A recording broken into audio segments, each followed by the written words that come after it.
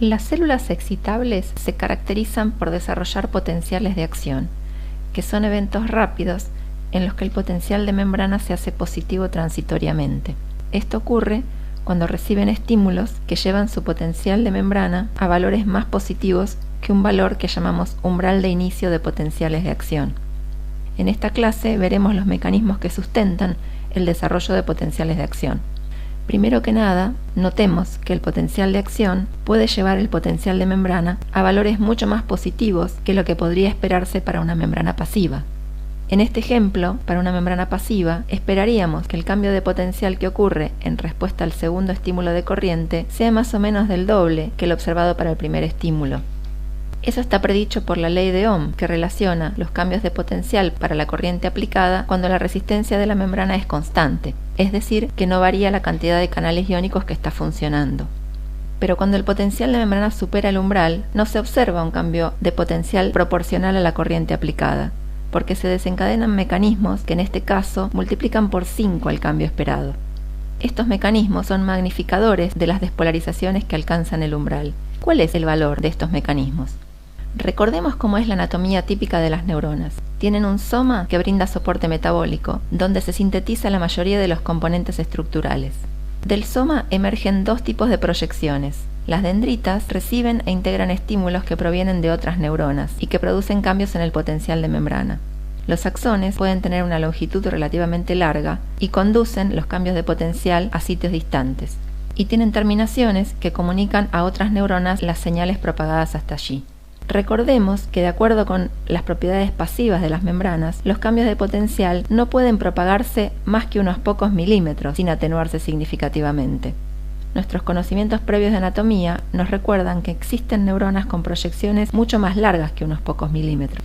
Por ejemplo, las motoneuronas que inervan el músculo gastrocnemio tienen su soma en la médula espinal y envían señales por medio de un axón que mide varios centímetros. Es evidente que la conducción de señales bioeléctricas a lo largo de este axón no puede sustentarse con los mecanismos pasivos de la membrana, que también podemos llamar electrotónicos. Los potenciales de acción son producidos por mecanismos aumentadores que contrarrestan la atenuación y que veremos en esta clase. Vimos que los cambios en el potencial de membrana están sustentados por el flujo de carga a través de canales iónicos. Los canales iónicos pueden tener estados conductores y no conductores, que dependen de su conformación. Algunos canales tienen dos estados posibles, cerrado y abierto, pero algunos canales pueden tener otros estados que veremos al avanzar la clase. La transición entre estados es azarosa. Con esto queremos decir que si pudiéramos observar un canal, no podríamos predecir cuándo va a transicionar de un estado a otro, pero sí podemos, una vez que lo observamos por un rato, saber cuánto tiempo pasó cerrado y cuánto tiempo pasó abierto. Con esos datos se puede establecer un parámetro que suele llamarse probabilidad de apertura, pero que es más intuitivo llamar probabilidad del estado abierto. Los canales que explican el comportamiento de las membranas pasivas pasan la mayor parte del tiempo en el estado abierto, sin importar si la membrana está en el reposo o a valores despolarizados. En este gráfico se muestra un ejemplo de un canal pasivo o independiente de voltaje para el que la probabilidad del estado abierto es invariable con el potencial de membrana. En este otro gráfico se muestra el caso de un canal dependiente de voltaje, para el que la probabilidad del estado abierto es muy baja al potencial de reposo, predominando canales en el estado cerrado, y que aumenta muy notablemente cuando la membrana se despolariza, predominando canales en el estado abierto. Estos canales dependientes de voltaje son esenciales para el desarrollo de potenciales de acción. Veamos algunas características de los potenciales de acción. Se los describe como fenómenos de tipo todo o nada. Veamos qué significa con este ejemplo en el que se representan los cambios de potencial de membrana de una neurona a la que se aplica una serie de estímulos despolarizantes de amplitud creciente. El primero produce una despolarización que no alcanza el umbral para la generación de un potencial de acción, mientras que los sucesivos sí lo hacen. Notemos que a pesar de que el estímulo es de amplitud cada vez mayor, el potencial de acción tiene siempre la misma amplitud y esencialmente la misma forma. Que sea un fenómeno de tipo todo o nada significa que se genera con una forma y una amplitud determinadas o no se genera, dependiendo de si el potencial de membrana llegó al umbral o no. Esto sugiere que los estímulos que generan potenciales de acción son meros desencadenantes de un fenómeno sostenido por mecanismos intrínsecos, propio de la membrana neuronal, que una vez que el potencial de membrana llega al umbral, toman el control de ese potencial.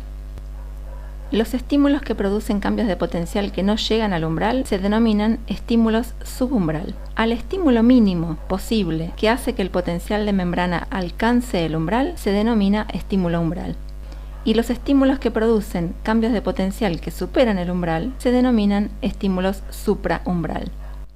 Formalicemos las denominaciones que se dan a las diferentes fases de un potencial de acción típico cuando se registra cerca del sitio donde fue generado. Esta neurona está en el reposo e inicialmente se identifica una despolarización subumbral debido a un estímulo externo a la neurona. Cuando el potencial de membrana llega al valor umbral para el inicio del potencial de acción, este comienza. La primera fase es una despolarización o fase de subida, que lleva el potencial de membrana a un valor pico. Notemos que la membrana no solo se despolariza completamente, pasando por un potencial de 0 milivoltios, sino que se invierte su polaridad, haciendo positivo el interior celular. Este dato no es menor, ya que descarta como posible mecanismo de este fenómeno a una disipación completa de los gradientes iónicos, que fue una hipótesis que alguna vez fue considerada. A partir del pico comienza una fase de repolarización en la que el potencial retorna al valor de reposo, con frecuencia pasando por una fase de hiperpolarización postpotencial en la que el potencial de membrana se hace más negativo que el reposo. El umbral del potencial de acción merece especial atención. Si un estímulo lleva el potencial de membrana desde el reposo hasta un valor más negativo que el umbral y se lo deja evolucionar a partir de ahí, el potencial retorna al reposo. Como el potencial está cambiando en ese retorno, significa que fluye corriente neta a través de la membrana. En este caso, los iones que contribuyen predominantemente con esta corriente son el cloruro y el potasio, que a estos valores de potencial de membrana son los más permeables. El cloruro entra a la célula y el potasio sale. Ambos contribuyen así a hacer más negativo el potencial de membrana. Veamos qué pasa si un estímulo lleva el potencial de membrana desde el reposo hasta un valor más positivo que el umbral y se lo deja evolucionar a partir de ahí. En este caso se genera mayor despolarización. Nuevamente, si el potencial de membrana está cambiando, significa que fluye corriente neta a través de la membrana, pero en este caso la corriente es despolarizante y es predominantemente debida a la entrada de sodio. Para que esta corriente sea significativa, la membrana debe tener canales de sodio activables por voltaje y debe despolarizarse lo suficiente como para aumentar su probabilidad de apertura. Una vez que esto ocurre, la entrada de sodio despolariza cada vez más a la célula y se reclutan cada vez más canales de sodio dependientes de voltaje, dando lugar a la rápida fase de despolarización típica de las células excitables. Notemos que cuando el potencial de membrana está por debajo del umbral, la corriente neta fluye hacia un lado, haciendo más negativo el interior celular. Y cuando el potencial de membrana está por encima del umbral, la corriente neta fluye hacia el otro lado, haciendo más positivo el interior. En el umbral entonces, el flujo neto de corriente a través de la membrana es cero, pero es un estado inestable y pequeñas perturbaciones determinan si el potencial de membrana vuelve al reposo o si se desencadena un potencial de acción. Vale recordar que la salida de cationes o entrada de aniones a la célula la definimos como corriente positiva, mientras que la entrada de cationes o salida de aniones, si ocurriese, la definimos como corriente negativa. Retengamos estas definiciones que nos van a ser útiles para el resto de la clase. Vimos que la despolarización rápida que ocurre durante la fase temprana de despolarización de un potencial de acción se debe a la entrada de sodio al interior celular. La repolarización rápida que ocurre durante la fase posterior es consistente con una salida de cationes. Esa salida de cationes es una salida de potasio. Para caracterizar las corrientes iónicas que se desencadenan con una despolarización, se pueden hacer experimentos que simulan cambios de potencial y miden las corrientes que aparecen. En este ejemplo, vemos la corriente que circula a través de la membrana cuando el potencial de membrana se despolariza artificialmente desde aproximadamente menos 75 milivoltios hasta 0 milivoltios, que es por encima del umbral. Inmediatamente luego de despolarizarse, la membrana experimenta un flujo temprano de corriente negativa, que es predominantemente de sodio, y más tardíamente experimenta un flujo tardío de corriente positiva, predominantemente de potasio. Nada de esto pasa si la despolarización se mantiene por debajo del umbral. Esta aparición de corriente, en respuesta a la despolarización supraumbral, indica que la membrana tiene canales iónicos dependientes de voltaje, para sodio y para potasio. Pero ¿cómo se supo que estos son los iones que llevan esa corriente? Fue muy útil disponer de toxinas y otras sustancias químicas que bloquean selectivamente distintos canales iónicos. Este esquema muestra la misma situación que vimos recién, en la que los canales dependientes de voltaje para sodio y para potasio están funcionando y se ven tanto la corriente de sodio negativa como la corriente de potasio positiva. Al exponer la preparación a tetrodotoxina, una toxina que se encuentra en algunas especies marinas y bloquea canales de sodio dependientes de voltaje, desaparece la corriente negativa rápida, confirmando que esa corriente pasa por los canales de sodio, y se mantiene invariable la corriente saliente tardía, que representa la corriente de potasio. Por otro lado, al exponer la preparación a tetraetilamonio, un bloqueante de canales de potasio dependientes de voltaje, se observa que la corriente tardía positiva desaparece, indicando que esa corriente pasa por los canales de potasio, sin verse afectada la corriente de sodio. Todos estos experimentos muestran que cuando se despolariza la membrana a un valor más positivo que el umbral, se activa primero una corriente de sodio dependiente de voltaje y después una corriente de potasio dependiente de voltaje, y que esas dos corrientes son conducidas por canales diferentes. Estos resultados experimentales reforzaron la idea de que cuando la membrana se despolariza, primero entra sodio a la célula y luego sale potasio, y eso podría explicar las fases de despolarización y repolarización del potencial de acción. Pero el cambio de potencial de membrana producido artificialmente en forma de escalón es muy diferente del cambio de potencial que ocurre durante un potencial de acción. ¿Podemos afirmar que las corrientes desencadenadas son parecidas en estas despolarizaciones artificiales y en un potencial de acción? Para entender los experimentos que respondieron esa pregunta, nos viene bien recordar esta expresión de la ley de Ohm, que relaciona la corriente de un ion a través de la membrana con la diferencia de potencial que impulsa esa corriente, es decir, la diferencia entre el potencial de membrana y el potencial de equilibrio de ese ion. Notemos que el signo de la corriente viene dado por el signo de esta diferencia. Analicemos el caso del potasio. Cuando el potencial de membrana se despolariza hasta 0 milivoltios, resulta más positivo que el potencial de equilibrio del potasio.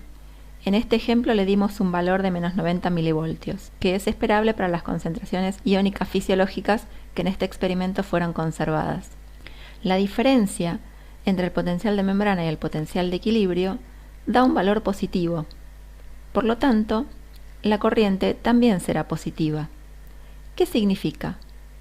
Significa que el potencial de membrana no es lo suficientemente negativo para retener al potasio que está muy concentrado en el interior celular, y entonces saldrá de la célula. Y como la despolarización abre canales de potasio dependientes de voltaje, la conductancia aumenta y eso contribuye a que la corriente de potasio sea grande. Analicemos ahora el caso del sodio. Cuando el potencial de membrana toma valor 0, se encuentra más negativo que el potencial de equilibrio, que es positivo, a las concentraciones iónicas fisiológicas. Acá le dimos un valor de más 65 milivoltios. La diferencia entre el potencial de membrana y el potencial de equilibrio da un valor negativo. Por lo tanto, la corriente también será negativa. ¿Qué significa? Significa que el potencial de membrana no es lo suficientemente positivo como para expulsar al sodio que está muy concentrado en el exterior celular. Entonces entrará a la célula. Y como la despolarización abre canales de sodio dependientes de voltaje, la conductancia aumenta y eso contribuye a que la corriente sea grande. Notemos que si bien a lo largo del pulso el potencial se mantiene invariable y por consiguiente el gradiente electroquímico también, la corriente no lo hace. La corriente de potasio demora en alcanzar su valor máximo luego de la despolarización, porque los canales de potasio son lentos en abrirse. La corriente de sodio alcanza rápido un valor máximo, pero no se sostiene, porque los canales de sodio se abren por la despolarización, pero pasado un cierto tiempo pierden la capacidad de conducir corriente. A esta característica la llamamos inactivación. Resumiendo, la despolarización abre canales de sodio rápidos que dejan entrar sodio a la célula y luego se inactivan. Y también abre canales de potasio lentos que dejan salir potasio de la célula y que no se inactivan. Para averiguar si los canales activados en experimentos como este son los que explican los potenciales de acción fisiológicos, se hicieron experimentos ingeniosos en los que fue posible calcular cómo varía la conductancia iónica para el sodio y potasio durante un potencial de acción. Fíjense que en estos experimentos el potencial de membrana era conocido, los gradientes electroquímicos también, y las corrientes fueron medidas. Conociendo esos parámetros se puede calcular la conductancia de la membrana para esos iones cuando el potencial de la membrana vale 0 como en este ejemplo. ¿Y cuánto vale la conductancia de la membrana para sodio y potasio para otros valores de potencial que típicamente podrían ocurrir durante un potencial de acción? Esos experimentos se pueden hacer. En este ejemplo se muestran 3 valores de potencial, todos más positivos que el umbral, y se muestran las conductancias calculadas para sodio y para potasio para cada uno de esos valores de potencial. Se hizo evidente que además de variar con el tiempo, la conductancia de estos iones es cada vez mayor cuanto más se despolariza la membrana, tanto para el sodio como para el potasio. Con los valores de conductancia máxima y teniendo en cuenta sus cursos de tiempo, se pudo reconstruir cómo serían las conductancias de sodio y de potasio durante un potencial de acción real. Resumamos con este esquema qué papel juegan esas conductancias durante el potencial de acción. La despolarización de la membrana por encima del umbral activa 2 procesos, uno rápido y uno lento. El rápido es la activación de canales de sodio dependientes de voltaje, para los que la probabilidad del estado abierto aumenta mucho con la despolarización. Esto produce entrada de sodio a la célula, que produce mayor despolarización y mayor reclutamiento de canales de sodio. El proceso lento es la activación de canales de potasio dependientes de voltaje, para los que la probabilidad del estado abierto también aumenta mucho con la despolarización, pero más lentamente. Eso produce una salida de potasio de la célula que produce repolarización. A la activación de canales de sodio dependientes de voltaje la entendemos como un mecanismo de retroalimentación positiva, porque lo que está ocurriendo, que es la despolarización de la membrana, contribuye a que ocurra más de lo mismo, más despolarización.